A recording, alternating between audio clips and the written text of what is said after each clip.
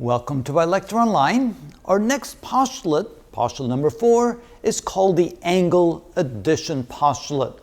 So here we can see that we have an angle ABC, and what the postulate says is that if there is a point, let's call it P, which is in the interior of the angle, and here you can clearly see that the point P is in the interior of the angle, then we can say that the measure of angle ABC is equal to the measure of angle ABP plus the measure of angle PBC.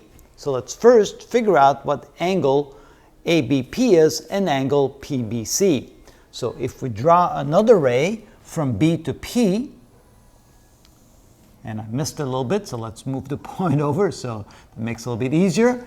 Then what we can say is, if we measure the angle from A to B to P, let's say using a protractor, and we find that the measure is equal to, let's say, 10 degrees, and then we measure the angle from PBC, let's say we use a protractor again, and then we find that this angle is measured to be 30 degrees, and of course we can use the postulate number 3 from the previous video to figure out how to do that.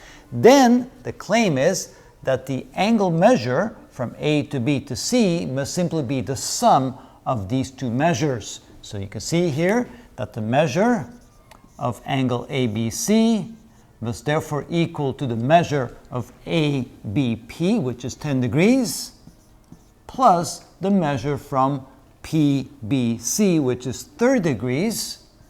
Add them together, so that means that the angle measure, or the measure of the angle ABC, must equal to the sum, or 40 degrees. And that's what we mean by the addition, the angle addition postulate. That's how it works.